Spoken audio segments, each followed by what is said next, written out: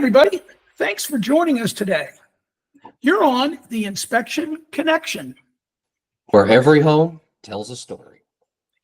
Hey, Ted, it's good to see you again. So glad we could do this. I know we're both very busy, but I'm looking forward to having a good chat today about pre-listing inspections. So, I just think in this market right now, it's a buyer's market, and there's obviously a real need for pre-listing inspections. Yeah, I mean, a lot of sellers don't realize the issues their home may have until a buyer's inspection points it out. Absolutely. Great point. Unless the seller and the agent have decided to price the home based on needed maintenance or repairs, those repairs and or maintenance items have to be priced out with vendors and scheduled, slowing the home sale process to a crawl. Exactly, Bobby. I mean, a pre-listing inspection is basically giving the seller a view into the issues before the listing goes live. So there's ample time for them to decide what contractors they want to go with for the needed repairs or maintenance before a buyer even walks into the home. Yep, that's for sure. Well, some issues are small, like a leaky faucet or a door that won't close properly, but others, they can stop a deal cold since they're in a buyer's inspection report. And that's the last thing a seller wants is surprises during the negotiations.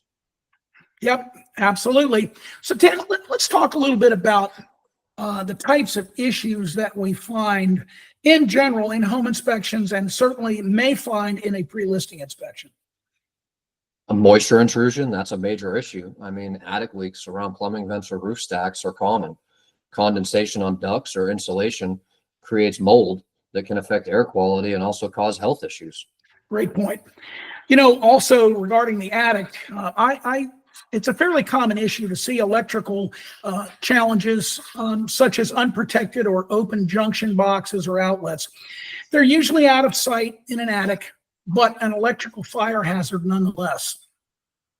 In crawl spaces with no vapor barrier, there's definitely going to be high humidity, falling insulation, pests, termites, and even condensation and moisture intrusion into the subfloor of the home and the foundation, which can present real problems if not detected and corrected. Oh, yes. I definitely agreed on that. Regarding HVAC systems, they can have hidden problems too, like dirty coils, rusty drain pans, leaky ducts, and faulty thermostats. A system that's not been very well maintained, in most cases, will have its life expectancy reduced and eventually become a real drain on monthly utility bills if not detected and corrected. Yeah, and how about plumbing issues? Those surprise sellers, you got leaks under the sink, loose fixtures, reversed hot and cold lines. I've seen toilets that are loosely mounted and just waiting to flood the bathroom floor. Yep, same here. Back to the electrical, I run into improperly wired electrical outlets that are an electrical safety hazard. And even a lack of functioning GFCI outlets in the kitchen and bathrooms, those are also an electrical shock hazard. We sometimes even find non-GFCI exterior outlets on the home, and those are also a shock hazard.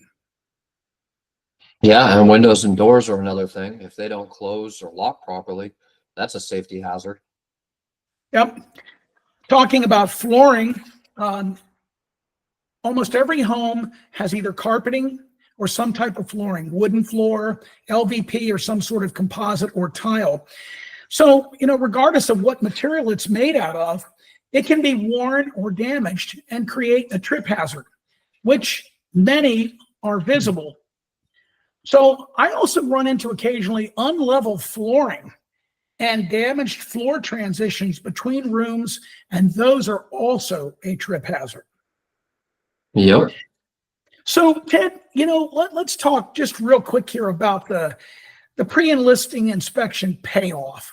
To me, the big takeaway is having a pre-listing inspection. It gives the sellers the opportunity to learn the issues that exist and have them fixed before the listing goes live and before a buyer has an opportunity to have the home inspected and ultimately present a list of repairs from an inspection report. Yeah, I mean, again, instead of the seller having to scramble for last minute repairs after the listing is live, they'd have time to get the right contractors in, get the work done right, and it would shorten the sale process by having that pre-listing. Absolutely. You know, to me, it also makes the home more marketable. Buyers love seeing a seller that's already invested in a pre-listing inspection with noted maintenance and or repairs completed. Yeah, transparency builds trust between the buyer and seller, which helps strengthen the sale process, help in negotiations, and get you the right price. Yeah. Well, to me, I guess the way to look at this is, so if you're selling, don't wait for the buyer's inspector to hand you a list of problems for correction. No, get ahead with a pre-listing inspection. It's going to save time and money. Absolutely. Sellers and their agents should really think of this as insurance for peace of mind and a smoother sale. Absolutely. Well, Ted, this has been great. I know we haven't had a lot of time to talk lately, but I'm glad we did this. And folks, thank you so much for joining us today. We'll be back again next week with another episode of The Inspection Connection, Where every home tells a story.